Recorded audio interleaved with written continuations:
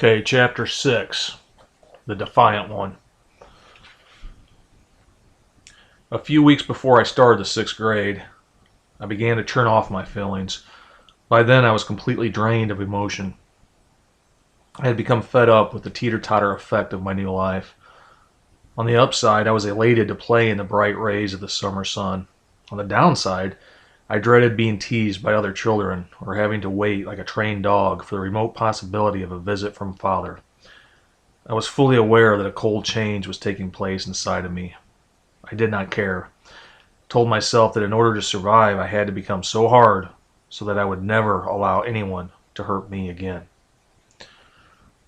At times, instead of riding to the park, I would journey to the local grocery store and stuff my pockets full of candy that I would steal. Page 152.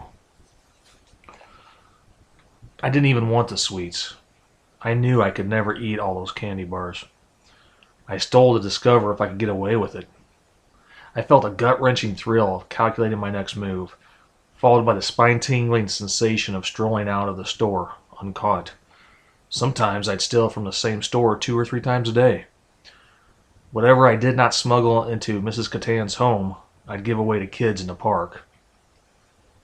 Or I would leave the candy in small piles just outside the store's entrance. When swiping candy became too boring, I raised the stakes by stealing larger objects, toy models. I became so arrogant that several times I would simply strut into the store, snatch an oversized model, and stroll right out, all in less than a minute. Some of the kids from the neighborhood who had heard of my candy giveaways would follow me to the stores and watch me. I loved the attention. It got to the point where the kids would dare me to steal things for them. My only concern was for acceptance. It was almost like the days when I would play with the younger foster children in Aunt Mary's home. I felt so good inside whenever the kids would call my name or greet me as I rode into the play park. Now I was receiving the same kind of attention again. Whenever I decided to steal a serious item, I became extremely focused inside. Before making my move, I would imagine every aisle and the entire layout of the toy shelves. I plotted my primary and alternate routes of escape. In the event that I was caught, plan number 1 called for an off-the-cuff lie, while plan number 2 meant that I would simply run like hell. One time, as a group of kids waited outside the store, I turned myself off, once again becoming a cyborg, half human, half machine. My mission, grab and go. Johnny Jones wanted a B-17 Flying Fortress model airplane, and I accepted the challenge, taking 3 deep breaths before grabbing the glass door and pulling it towards my chest. I could hear the boys cheering me on, but I shut them out as the door closed behind me. I knew that somewhere in the store Johnny was watching.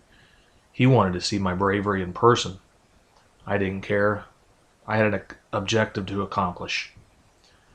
In order not to be noticed by the strain of checkout clerks, I walked down the first aisle leading to the back of the store. I then swiveled right, slowed my pace.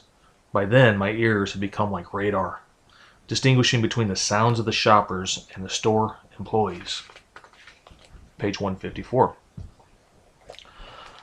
I slowed my pace before I turned right again, and I bent my head down to see if anyone was behind me.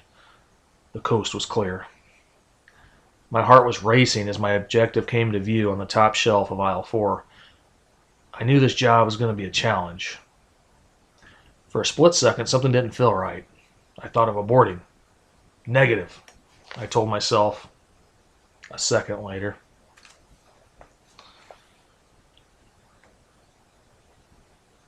As I reached up with both hands, I could hear, then feel someone walking up the aisle. I shook the thought clear as I strained my legs to reach a little higher. A moment later, I plucked my prize from the shelf. I showed no emotion as I marched down the aisle, passing Johnny, who was grinning from ear to ear. My chest was beating like a drum. Now the hard part. Just in front of me was the door to victory. Ever so slightly, I dipped my head and listened for anyone behind me, or someone shouting for me to stop. The delicate moment had arrived.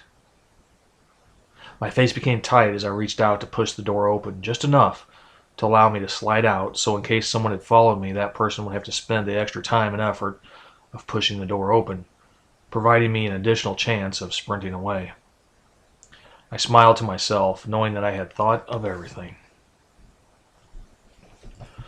Behind the glass door, I could hear the group of boys clapping and shouting for me.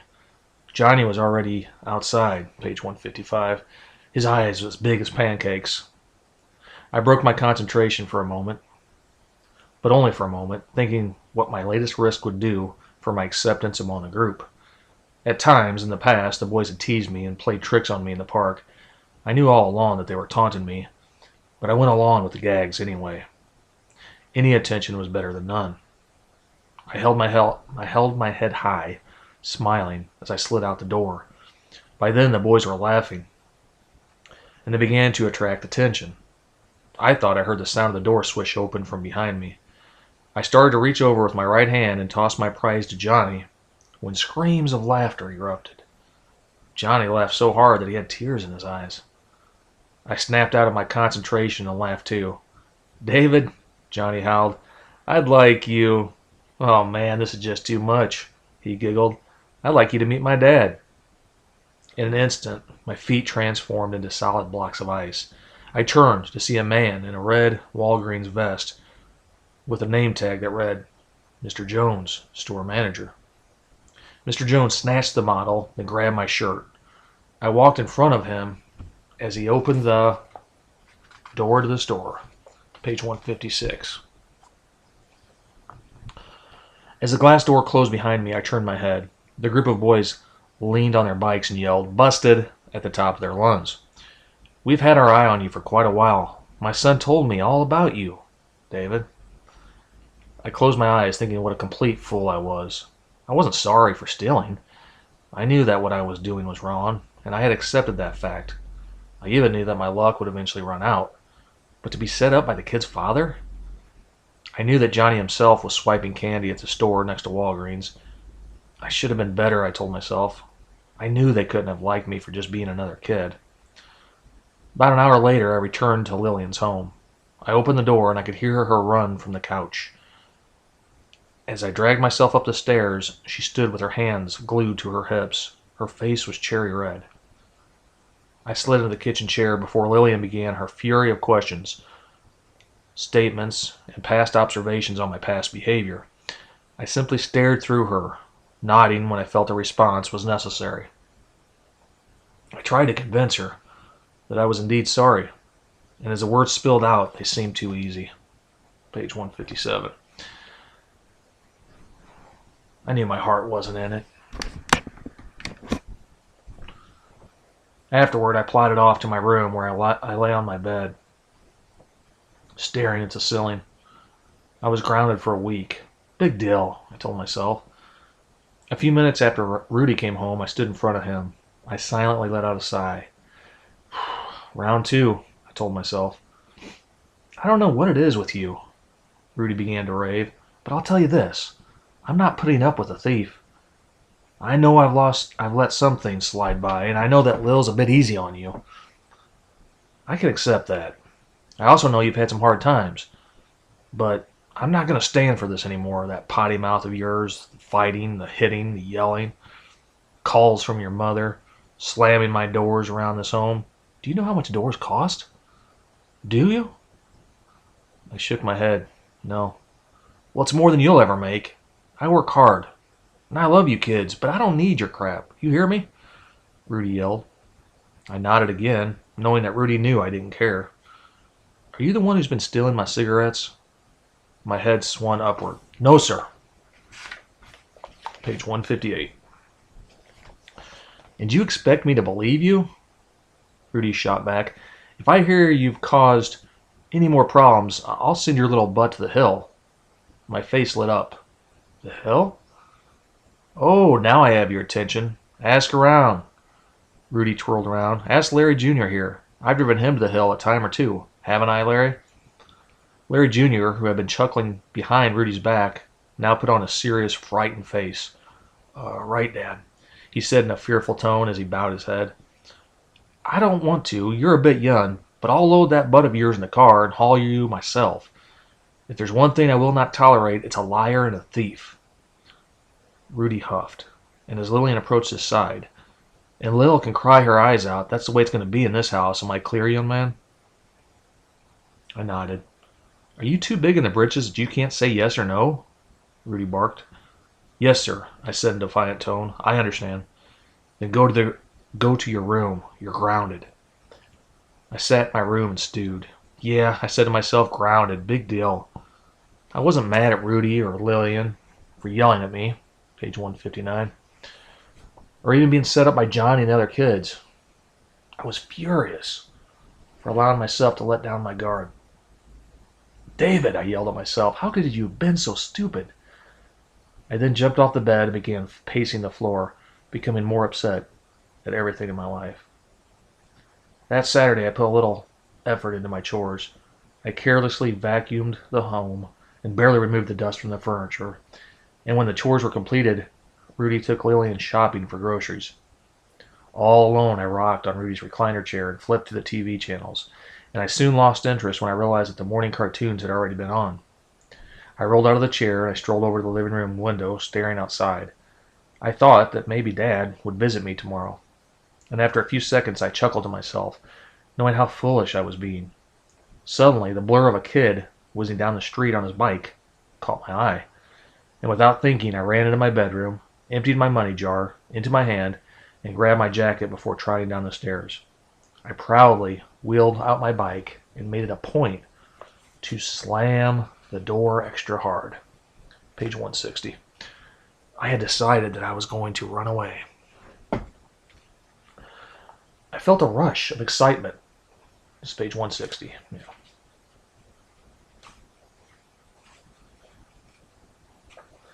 I felt a rush of excitement as the howling wind struck my face, and I pedaled up and down the slopes leading into Daly City and the Saramonte 6 movie theater. And once there, I parked my bike and watched James Bond 3 times in a row before sneaking into the other shows.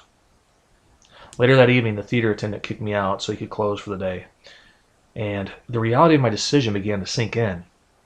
As I unlocked my bike, I shivered from the chilling fog that seeped through my clothes, and after my stomach growled, I dug into my pocket to count my savings, $2.30. I pocketed that change and I turned my hunger off, focusing on shelter instead. And to help stay warm, I pedaled my bike.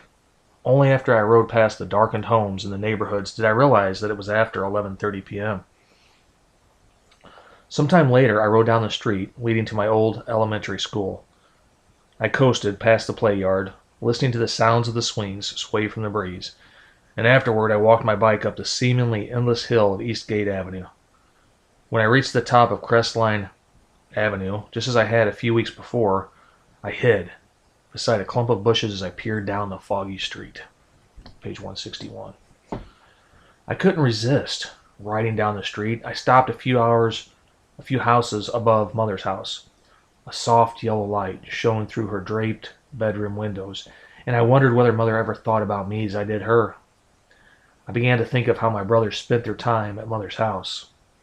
A howling wind blew through my hair.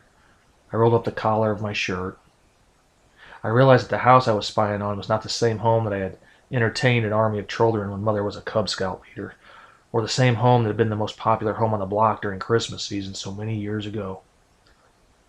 After Mother turned off her bedroom light, I said a prayer before I coasted down the street to return to the area by the movie theater. And that night I fell asleep, curled up, shivering underneath an air conditioner unit. The next day, I spent the entire day in the movie theater, and I fell asleep to Bruce Lee's Enter the Dragon. That evening, after the theater closed, I rode up to the local Denny's restaurant, where I salivated as plates of food whizzed by the counter. The manager, who had eyed me for 2 days, now sat down and talked to me. Page 162.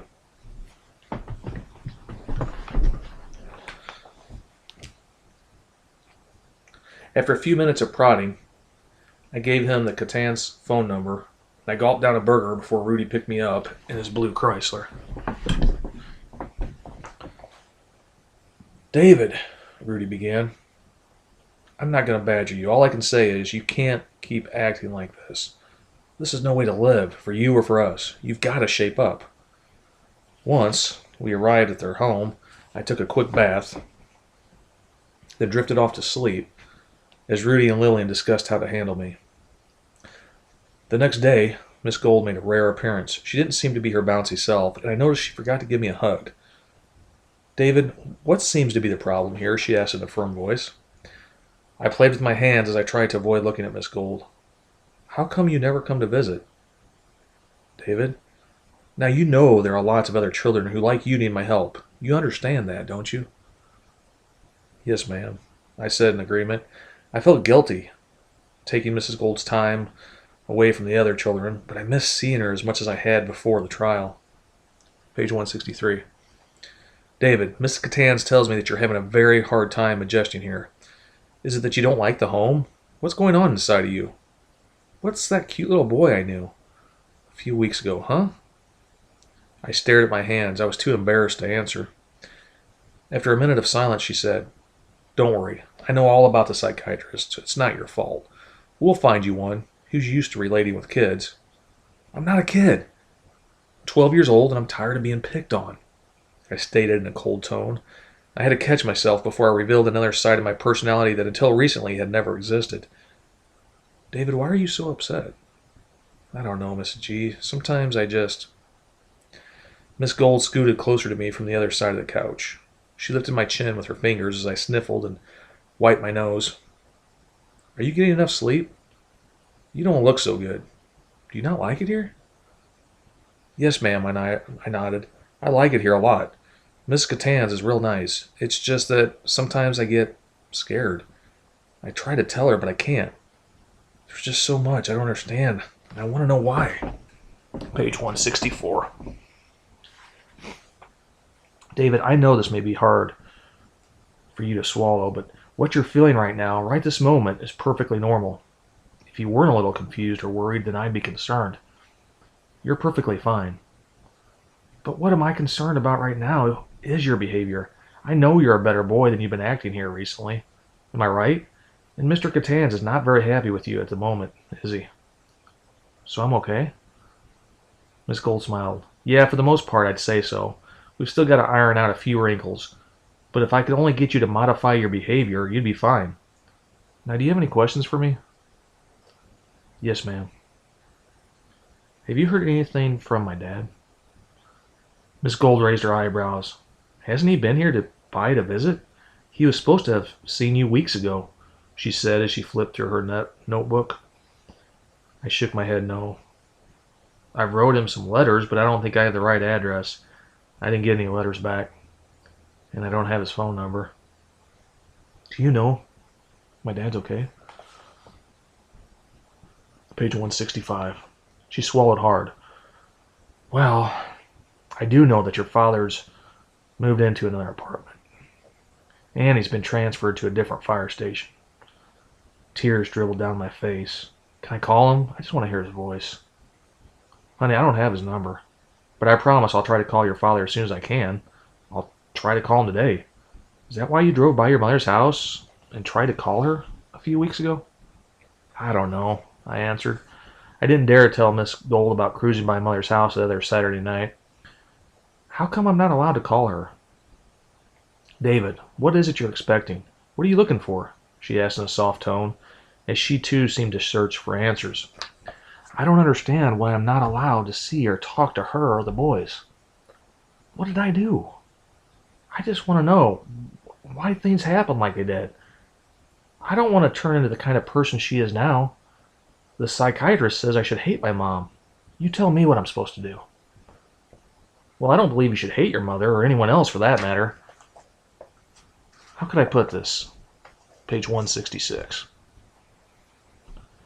Miss Gold put a finger to her mouth and gazed at the ceiling. David, your mother's a wounded animal. I have no logical answer why she changed her telephone number or why she acts the way she does. She drew me to her side. David, you're a little boy. Excuse me, a 12-year-old man who's a little confused. Thinks too much about some things, not enough about other things. I know you must have had to think ahead a great deal in order to survive, but you need to turn that off. You may never find your answers, and I don't want your past to tear you up. I don't even know why these things happen to children, and I may never know. But I do know that you need to be very careful of what you're doing right now, today, rather than trying to find the answers to your past. I'll help you as much as I can, but you have to really make a better effort to maintain yourself. Miss Gold held me for a long time. I heard her sniffle and I felt her body shudder. I turned to look up at her, my loving social worker. "Why are you crying?" I asked. "Honey, I just don't want to lose you," she said, smiling. I smiled back. "I won't run away again."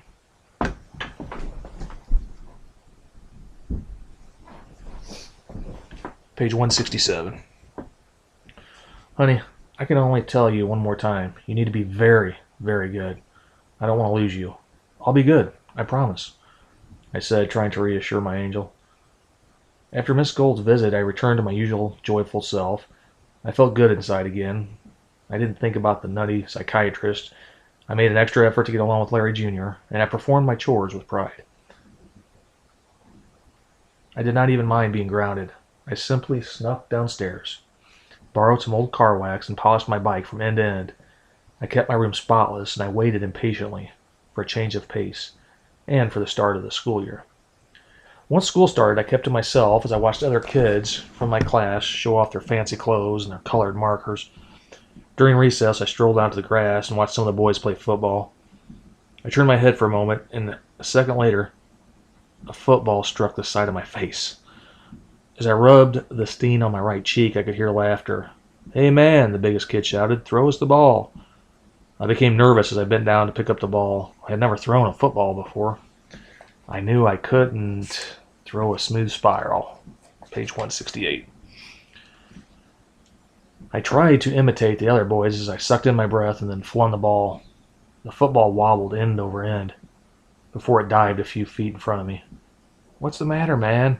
the kid said as he picked up the ball. "Haven't you ever thrown a football before?" Before I could reply, a boy from my class strolled over. "Yeah, he's the one I was telling you guys about. Check out the clothes and the shoes, too. He looks like his mother dresses him or something. The kid's a walking dork." Without thinking, I spread my arms and examined my outfit. I felt proud of my blue shirt. My pants had a patch on each knee, and my kids' sneakers were a little scuffed, but they were still new as far as I was concerned. After inspecting myself, I studied the other boys, who all seemed to have better clothes and fancier shoes. Some of them were wearing thick black turtleneck sweaters. I stared at myself again, feeling ashamed, but I wasn't sure why. In class, I became a nervous wreck whenever I was called on by the teacher. Sometimes I'd stutter in front of everyone. Afterward, the football boys would imitate me as I slid down into my seat, trying to hide from their remarks. Page 169. During English, I'd always write a story about how my brothers and I had become separated and struggled to find each other. And I always drew pictures of my brothers and me being separated by either a body of dark water or black, jagged cliffs. In every drawing, I'd borrow my teacher's crayons and draw big smiles on every face and a giant happy-faced sun that shone above my four brothers and me.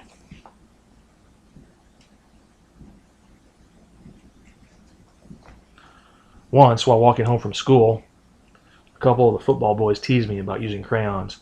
I wanted so badly to tell them off, but I knew I'd probably screw that up too. I ran off. My feelings hurt. Soon, I met up with another kid from my class named John. Like me, John stuck out. He had scraggly, long black hair and thin, worn-out clothes, and John had a very distinctive walk, and I suddenly realized that no one seemed to pick on him. As I ran up to John, I noticed a cigarette in his hand. "Hey," John said, "you that new kid in school?"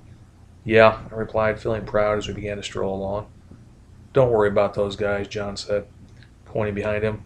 "I know what it's like to be picked on. My dad used to beat up on my mother and me."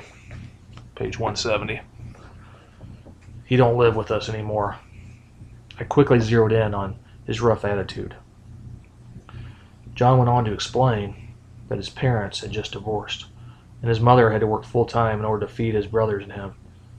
I felt bad, and at the end of the corner we said goodbye. As I made my way up to Lillian's home, a cold feeling reminded me of how much I had dreaded returning home from school. I met John the next day in the schoolyard during recess. He seemed extremely upset because our teacher had scolded him in front of the class about not turning in his homework.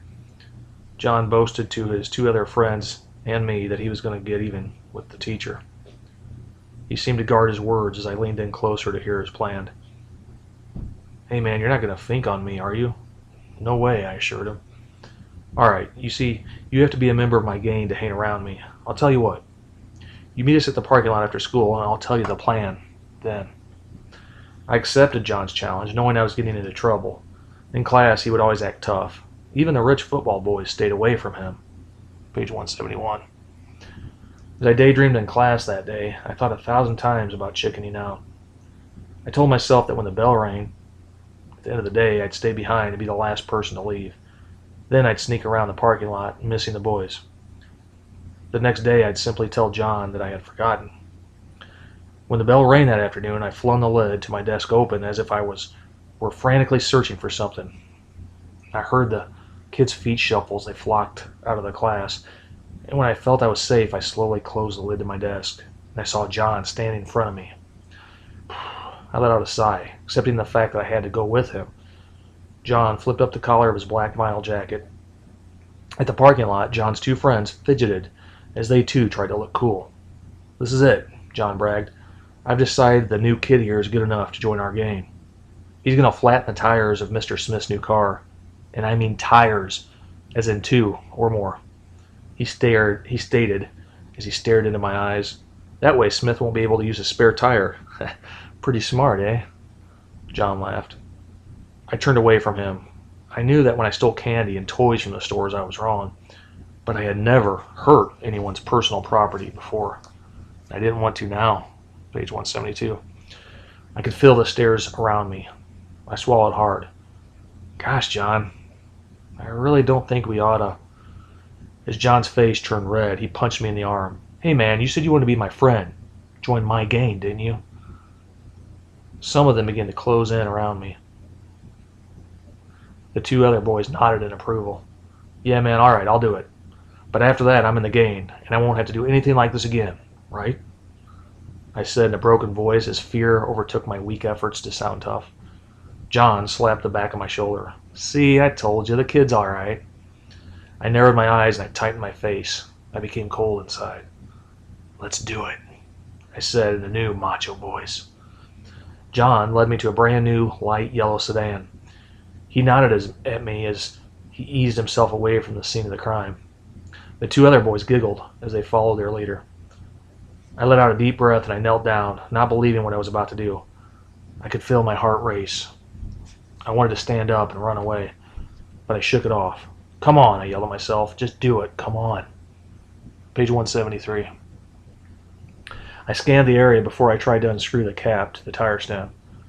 After a few seconds, my fingers began to tremble, and I still had not removed the rubber cap. I felt as if every eye were on me, as if the sounds of other people slamming their car doors echoed above my head. Finally, the black cap fell onto the ground. Immediately, I snatched a pencil from my back pocket. I turned behind me and I met John's eyes. His face was tight, and he raised his eyebrows, telling me how disappointed he was with my performance. John then mouthed, "Come on, move it." I took a quick breath before I jammed the pencil into the stem of the tire. The air seemed to explode as it howled out of the tiny opening. I knew that everyone could hear what I was doing. I hesitated for a second as I searched for John, who nodded for me to continue. A blanket of fear seemed to cover me. "No," I yelled at myself, "this is totally wrong." On purpose, I snapped the end of my pencil, stood up, and walked past John, who dared me to finish the job. I brushed past him as I made my way out of the parking lot. John and the gang taunted me all the way down the street until they turned the corner to John's house. The next day, John's razzing continued. In the schoolyard, page 174, without warning, he shoved me to the ground. As I got up, a small circle formed. "Fight! Fight!" they chanted. I kept my head down as I tried to break through the crowd. A round of insults flew above me. Within minutes, the entire school seemed to know that I had betrayed John and his gang. I felt a coldness that was worse than the one at Thomas Edison Elementary School. The next morning, I made a string of excuses to Lillian about how I felt too sick to go to school. I never told her about John or my social problems at school. If I did, I knew Rudy and Miss Gold would be furious. After a few weeks of the cold shoulder, I apologized to John and his gang. As a way of showing my friendship, I presented John with a carton of Marlboro cigarettes I had stolen the day before. "All right, kid," John smiled. "The boys and I forgive your weakness, but you still have to be initiated into our group." I nodded to myself as my mind replayed all the stories I had heard about John punching and kicking the two other boys of his gang until they fell to the ground. I saw myself with a bloody face, broken glasses, and smashed-in teeth. I stared into his eyes, giving him my tough guy look. Page 175. "Okay, man, I can handle it," I said smoothly. "No, man," John said as he showed off his unlit cigarette. "I've got something special for you. Listen carefully. I'm tired of Mr. Smith. He thinks he's so tough because he's the teacher. He wrote a letter to my mother. Because of him, she's on my ass. So I say, let's burn down his class." My mouth fell open. "No, man, you can't be serious." "Yeah, I'm not saying you gotta do it. I'm just saying I need you to be on the lookout for me. That's all. I can't count on these two wusses. They're wimps. But you've got guts." Suddenly, John's voice changed. "And if you ever think on me, I will stomp all over you." A split second later, he changed his tone back then. "Hey, man, don't sweat it. I'm not talking about doing it today. Just be there when I need you, all right?" "Yeah, man," I nodded. "I'll help you out. I'm cool." I walked away, telling myself that he was just acting tough. Nobody ever burns down a school, I assured myself. But what if he's serious? What should I do? I couldn't tell Mrs. Catans, and especially not the teachers, but no matter what, I would never turn John in. Not because I wanted to be nice, page 176, but because of the fear of being brutalized and living through the humiliation afterward. I dreaded running into John over the next few days, as he continually renewed his vow that one day soon he was going to teach the teacher a lesson. And as the weeks dragged by, I began to think that he was simply showing off to receive attention from anyone who would listen. At times, whenever a large crowd gathered, I'd brag too, stating that John and I had developed the plan that would show everyone in the school just how tough we were. The more I boasted, the larger the crowds grew. I was amazed at how the kids who had ridiculed me before were now hating on my every word. After a few days of spinning tales, John's involvement disappeared as I found myself stating that I would be the person who would do the deed. Weeks passed, and soon I had forgotten about the plan, until one day after school, John had a deep, cold look in his eyes as he ordered me to be back at the school in an hour. I felt a lump creep up my throat. "Okay, man, I'll be back," I said before I could think of an excuse. About an hour later, as I walked back on the school grounds, I prayed that he had chickened out. Page 177. The smell of papers burning filled the hallway. I broke into a run as I followed the smoke and made my way to the classroom module. Seconds later, I found John bent over a small hole. His black smoke poured out of a kicked-in air vent. I stood in total disbelief. I never thought he'd actually do it. "John!" I yelled. John's head shot up. "Geez, man, where you been? Come on, help me." I stood behind him, still unsure of myself. "Come on, man, help me. Help me put out the fire," he cried. My brain locked up until I shook my head clear. As smoke continued to escape the open vent, John's face was seized with terror, and after a few seconds he fell backward. "No way, man. It's out of control. I'm out of here. Come on, let's go." Before I could reply, I saw his shadow disappear down the hall. I bent down in front of the vent, and I turned my head, coughing from the dark smoke. A small red-orange fire began to take form. In a flash, I grabbed a can of lighter fluid that John had left and pulled it out from the vent. As I withdrew the can, I squeezed it so hard that a stream of fluid ignited, racing from the can and towards my hand, soaking it with clear fluid. For a moment, I thought the tin can would explode, my right hand with it. Page 178. I hurled the can behind me and I searched for help. Time just seemed to stand still until I finally heard the sound of small shoes skipping across the hallway. A little girl stopped a few feet beside me, then gawked. "Get help!" I yelled. "Pull the alarm! Pull the alarm!" The girl threw both hands on her tiny mouth. "Come on," I ordered. "Move your butt." The girl blinked her eyes. "Oh, I'm telling." The girl cooed before she broke into a run. A few moments later, I heard the clanging sound of the alarm, and using both hands, I scooped up pebbles of gravel and tossed them onto the flames. Knowing that fire needed oxygen to grow stronger, I intended to shovel enough gravel to snuff it out. When I saw that the mountain-sized pile of gravel smothered the flames, I fell backward to watch the wisp of gray smoke that rose. I wiped the sweat from my face with my blackened hands. My head snapped to the right when I heard someone scream, "Over here! The fire's over here!" A feeling of fear crept up my spine. A moment later, I sprinted down the street as the screeching sounds of fire trucks pierced my ears and a small fleet of trucks raced by. Out of habit, I waved. A fireman strapped to the end of one of the trucks smiled as he waved back. Page 179. The next morning, I met John on the corner by his house. We both agreed to deny any involvement in yesterday's fire, and he again stressed his threat to me. "Besides," John said with a wide smile, "you're a member of the gang now. You're vice president." I felt on top of the world until I strolled into the classroom. Every head turned my way as my 6th grade teacher, Mr. Smith, sprang up from his desk, grabbed my arm, and he led me to the principal's office. "How could you have done it?" my teacher asked. "I would have never expected something like that from you." Later, I sat in front of the principal, who informed me that he was going to call the police, the fire chief, and my foster parents. And all I could think of was Rudy's face. Before he said anything, the principal stated, "You've already been identified as starting the fire." "No," I blurted. "I didn't do it, honest, sir." "Really?" The principal smiled. "Fine. I believe you. Show me your hands." I stuck out my 2 arms, unsure of the principal's intentions. He leaned over and grabbed my hands. Then he rubbed the stubbles from my burned hairs. Page 180. "I think I've seen enough," he said as he flung my arms back at me. "But I didn't do it," I began to cry. "Look at yourself. I can still smell the smoke on you. I have statements from teachers claiming that you were the child who's been bragging about the same thing." "For goodness sakes, your father's a fireman. You don't need to say another thing. The police will be here soon, and you can tell your story to them. You're excused to wait in another room. I have phone calls to make," the principal said with a wave of his hand. I closed the door behind me and I began to sit down. I could feel the resentment from the elderly secretary, and I nodded at her as I took my seat. She gave me an evil glance before she huffed in my direction and turned away. "Foster child, we don't need your kind."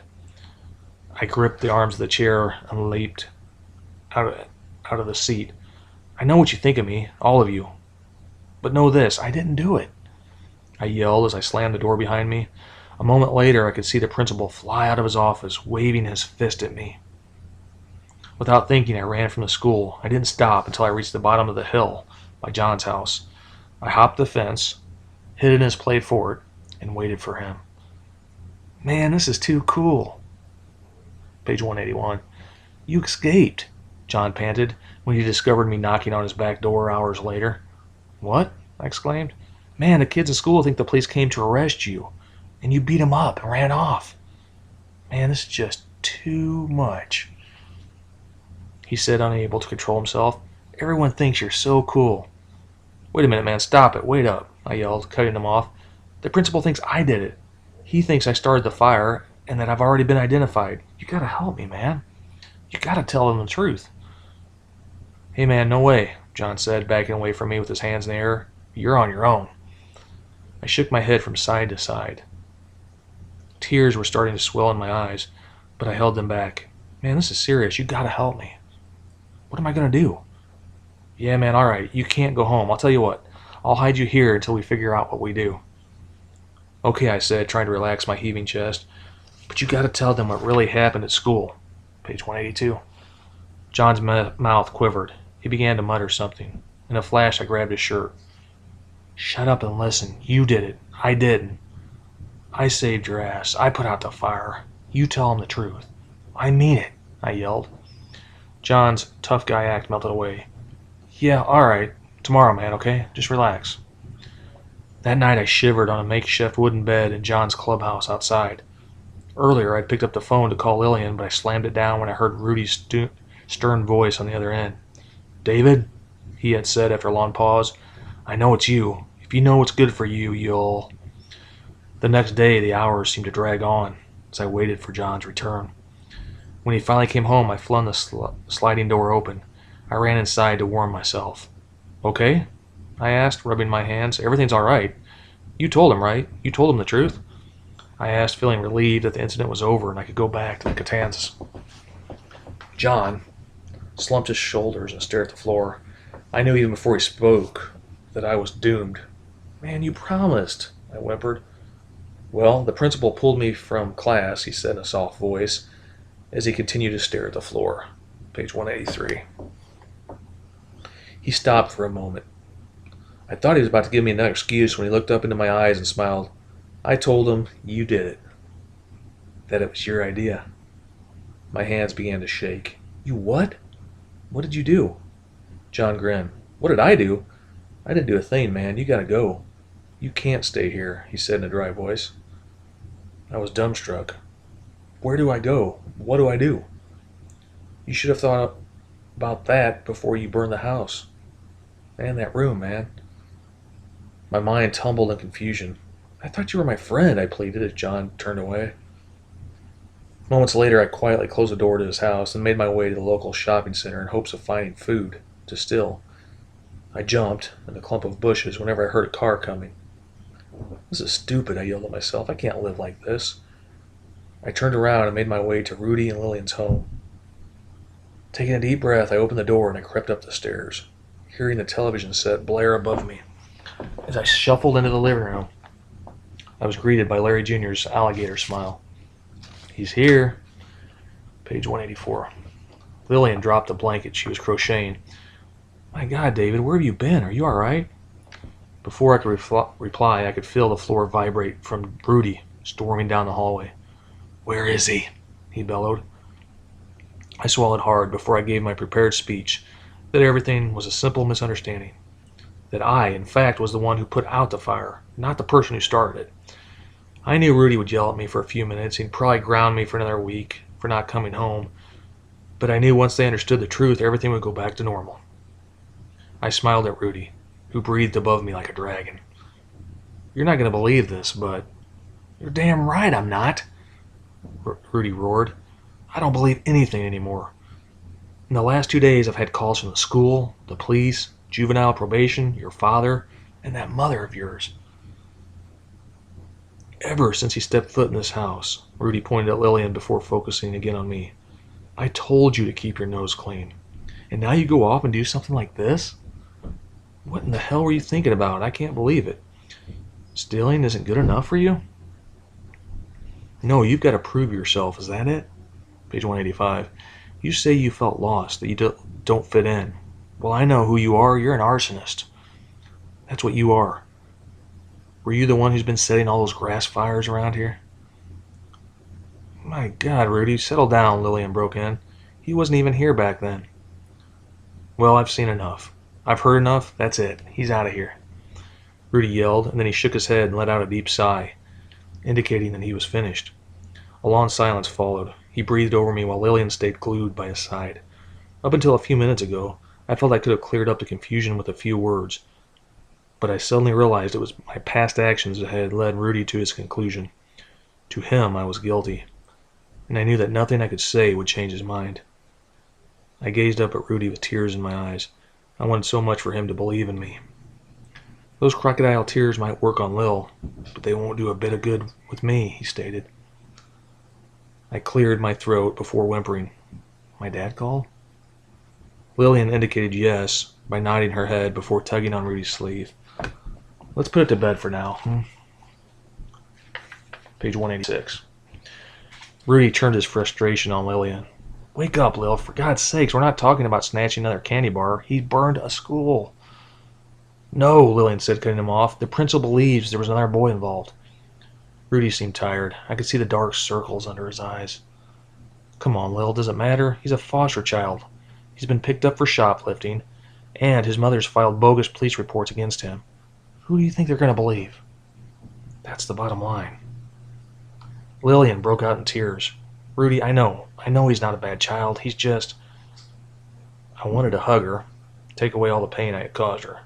Well, Rudy replied in a calmer voice, Lil, I know he's not half bad, but he's got one foot in the grave and the other on a banana peel. He's dug himself a deep grave this time. And well, he said, rubbing his forehead. David, Rudy said in a reassuring voice as he held my shoulders, I know I bark at you quite a bit, and you may think I'm an ogre. But I do care about you, otherwise I would have shipped you out of here a long time ago. You're in some mighty hot water. There's not a thing I can do. Page 187. That's why I'm so upset. But no matter what happens, I want you to know that we care for you. He stopped for a moment to rub his eye. He stared down at me and massaged the tops of my shoulders. I'm sorry, son, but it's out of my hands. Tomorrow, I take you to Hillcrest. And tears began to trickle down Rudy's face. Okay, that's the end of chapter 6. We'll find out what happens to David. It's not going to be good. Chapter 7 coming soon.